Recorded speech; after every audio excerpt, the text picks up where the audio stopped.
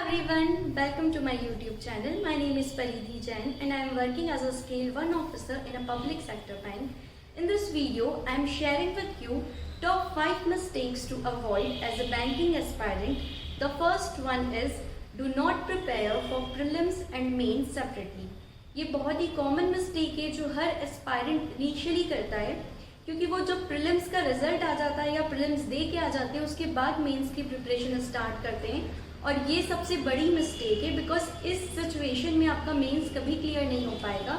Students हमेशा focus करते हैं कि अरे पहले प्री तो क्लियर हो जाए उसके बाद सोचेंगे, तो ऐसा कभी नहीं करना है।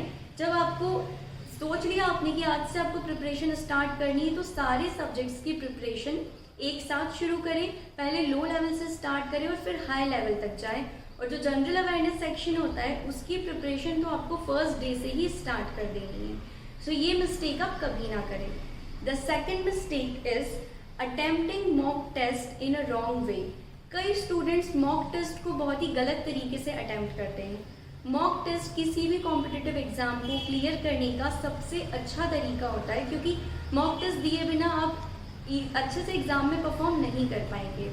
मॉक टेस्ट को सही एनवायरनमेंट में देना, सही सेटिंग में देना, सिंगल सिटिंग में देना काफ़ी इम्पॉर्टेंट है। जैसे भी रिसेंटली आरआरबी क्लर्क और आरआरबी पीओ का एग्जाम शेड्यूल्ड है, और इसका जो एग्जाम का इंटरफेस है वो चेंज हो गया था लास्ट ईयर। उस कारण से काफ़ी स्टूडेंट्स को बहुत ही प्रॉब्लम फेस करनी पड़ी थी और उन्हें बहुत कन्फ्यूजन हुआ था, क्योंकि जो ऑप्शंस हैं, जो क्वेश्चंस है वो दो लैंग्वेज में शो हो रहे थे। तो इसी के लिए कई सारी टेस्ट सीरीज ऐसी है जिन्होंने इस बार न्यू इंटरफेस में मॉक टेस्ट डिज़ाइन किए हैं। जैसे आप ऑडियो बोर्ड की टेस्ट सीरीज जाकर देख सकते हैं, उसमें आरआरबी क्लर्क और आरआरबी पीओ के कुछ फ्री टेस्ट अवेलेबल है जिसमें न्यू इंटरफेस है।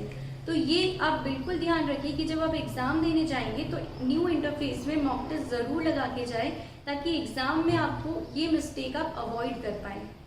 The third mistake is lack of seriousness for first attempt. कई स्टूडेंट सोचते हैं कि फर्स्ट अटैम्प्ट ही तो ऐसे तो हम प्रैक्टिस के लिए दे देते हैं, लेकिन ये वो सबसे बड़ी मिस्टेक करते हैं, क्योंकि जो फर्स्ट अटैम्प्ट है उसमें आप बहुत ही फ्रेश रहते हैं, आप एकदम न्यू स्टार्ट करते हैं पढ़ाई करना, तो आपको जो एनर्जी है, आपकी जो फ्रेशनेस है वो बहुत ज़्यादा होती है। जैसे जैसे आप ज़्यादा एग्जाम्स देते जाते हैं ना, तो आपकी जो एनर्जी है वो डाउन होती जाती है, और साथ ही साथ जो कॉम्पिटिशन है वो भी इंक्रीज हो जाता है, जो वैकेंसीज है वो भी डिक्रीज हो जाती है, और एग्ज़ाम का पैटर्न भी चेंज हो सकता है।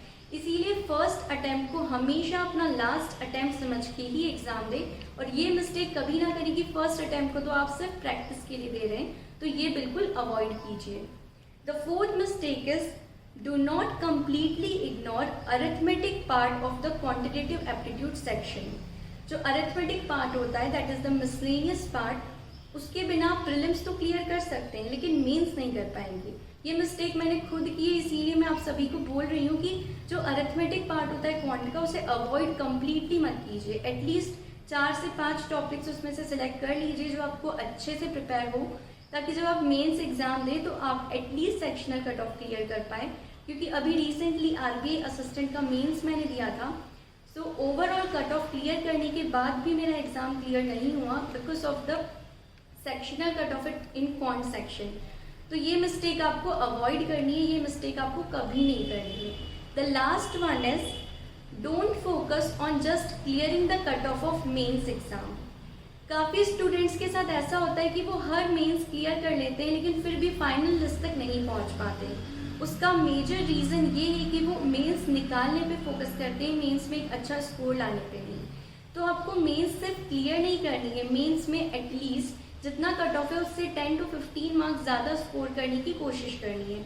अगर आप ऐसा करेंगे तभी आप अच्छे इंटरव्यू के बाद भी एग्ज़ाम निकाल पाएंगे, क्योंकि कई बार इंटरव्यू तो बहुत अच्छा जाता है लेकिन मेंस में सिर्फ बाउंड्री पे कट ऑफ क्लियर होता है, तो आप जो फाइनल लिस्ट है उस तक नहीं पहुंच पाते हैं। तो ये सारी मिस्टेक्स मैंने ऑब्जर्व की है, जो मैं खुद भी करती थी और बाकी सारे कैंडिडेट्स को भी मैंने देखा है कि वो करते हैं। इसीलिए आप इन सारी मिस्टेक्स को अवॉइड कीजिए। So thank you so much for watching my video, and all the best for your upcoming exam, and don't forget to like, share and subscribe my YouTube channel. Thank you so much.